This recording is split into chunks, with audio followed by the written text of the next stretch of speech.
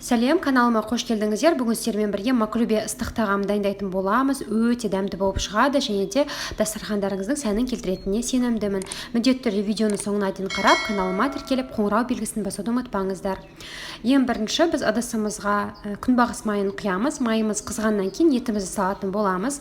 Менде ет алдын ала туралып, соломка, яғни жіңішке қылып, туралып қатып тұрған ет. Сіздер еттеріңізді солай соломка қылып турап қуырып алсаңыздар болады. Етіміз қуырылғаннан кейін дәміне қарай тұз бен қара бұрыш саламыз.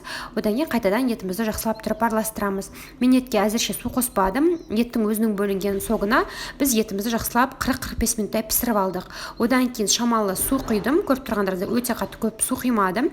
Осы кішкене су құйып, етімізді жақсылап араластырып, қайтадан етіміздің қақпағын жауып пісіретін боламыз. Етіміз піскенше көкөністерді дайындаймыз. Ол үшін баклажанды жуып тазалап алдым. Осылайна міне жұқа қылдырып, дөңгелек қылып турайтын боламыз. Менде баклажаным сәл үлкендеу, осыдан кішкентайлау келген баклажан алсаңыздар болады. Міне менде осындай болып дайын болды. Келесі кезекте біз сәбізімізді тураймыз. Барлық көкөністерімізді осындай міне жұқа дөңгелек форма болатындай қылдырып турап аламыз. Менде міне екі орташа сәбіз, екі сәбізімді осылайна міне турап алдым. Одан кейін келесі кезекте картопты жуып, тазалап, міне осылайна дөңгелек қылып турап шығамыз. Енді пиязымызды дайындайтын боламыз. Пиязды да жуып, осылайынан дөңгелек формада барлығын турап шықтым. Мына жерде мен 2 пияз турап көрсетіп жатырмын. Одан кейін тағы да аз болғандықтан 3-ші пиязды да осылай турап алдым. Сонда барлығы 3 пияз қолдандым. Енді қараңыздар, қатты қызып тұрған майға біз картопымыз бен сәбізімізді саламыз. Жеке-жеке қуырып алсаңыздар да болады, немесе мен сияқты бірге салсаңыздар да болады. Өздеріңізге қалай ыңғайлы, солай жасасаңыздар болады. Міне майға салып, шамамен бір 3-4 минуттай ғана, одан көп емес, майға қуырып аламыз. Осылайна міндетті түрде араластырып тұрыңыздар. Одан кейін біз қазір осы майдан картопымыз бен сәбізімізді алып шығатын боламыз.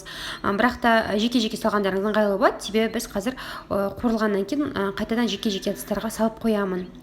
Келесі кезекте баклажанды міне осылайна қуырып аламын. Баклажанды өте қатты көп уақыт қуырмаймыз. 2-3 минуттай шамасында қуырылса жеткілікті. Өйткені біз тағамымызды бәрібір пісіретін боламыз. Осылайна міне баклажанымызды да майдан алып шықтық. Енді сол майымызды біз табаға бір ожауда міне құйып алдым. Жуып тазалап алған күрішімді салып, қазір осы күрішімді осы табада шамамен 3-4 минуттай ғана қуырып аламын. Осы міндетті түрде араластырып тұрыңыздар, майда жақсылап қуырамыз. Енді дәміне қарай тұз қосып алсаңыздар болады. Дәміне қарай шым-шым тұз қостым. Қайтадан күрішімізді міне жақсылап араластырып алдым. Енді біз қазір осы уақытқа дейін етімізде дайын болып пісіп қалды. Етімізді қараңыздар, міне осылай пісті, басқа ыдысқа салып аламын. Одан кейін сол етіміз піскен ыдысқа біз қайтадан осылай пиязды орналастырып шығамыз.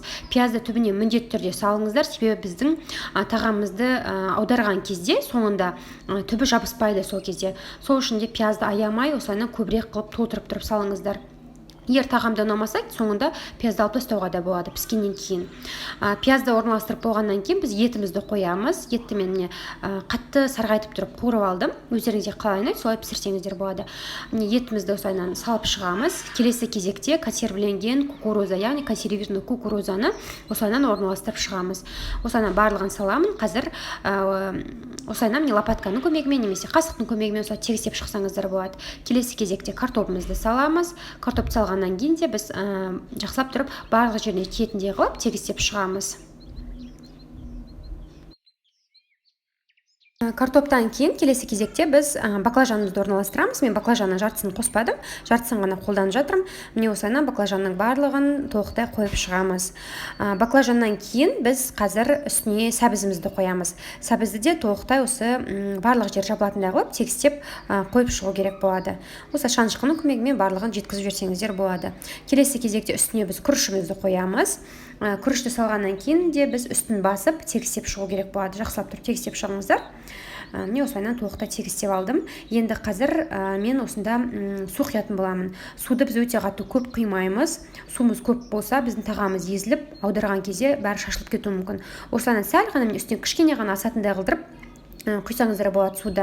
Енді біз қақпағын толық жаппай, жартылай кішкене ашып қойып, осыны бұрқылдап қайнағанға дейін осылайынан ұстап тұрамыз. Одан кейін бұрқылдап қайнағаннан кейін, не көріп тұрсыз, қайнап жатыр. Осылайынан үстіңгі бетін ғана сәл осылай араластырып жібереміз. Сол кезде бізде үстіне су тимей қалған жерлері осылай араласып кетеді. Міндетті түрде үстін ғана араластырыңыздар, астыңғы жақтарына тиіспейміз. қайтадан міне осылайынан лопатка немесе қасықтың көмегімен қайтадан бастырып шығамыз. Одан кейін бетін жауып орташа отта шамамен 35 минуттай пісіреміз. Міне қараңыздар, біз ең астыңғы бөлігіне пиязды салу себебіміз де осы болды. Пиязды салсақ бізде түбі жабыспай жақсы болып піседі. Енді мен осылай пиязды үстіне орналастырып қойып шығамын. Егер сіздерге пияз ұнамаса, осылайынан дастарханға ұсынбас бұрын пиязды салмай қойсаңыздар да болады. Енді мен салатымызды орналастырып шығамын. Салатқа мен қызанақ, қияр, пияз және де тұз ғана қолданып салат дайындап алдым. Салатты қойған кезде мен осылай ортаңғы бөліктерін ашық қалдырып қойдым. Себебі мен қазір осы ортаңғы бөліктеріне айран құятын боламын. Егер сіздерге айран ұнамаса, айран қолданбай қойсаңыздар да болады, бірақ бізге осылай айранмен ұнайды. Қараңыздар, біздің тағамыз өте әдемі болып шықты. Міндетті түрде дайындап көріңіздер. Егер видео ұнаса, каналыма тіркеліп, қоңырау белгісін басуды ұмытпаңыздар. Келесі кездескенше.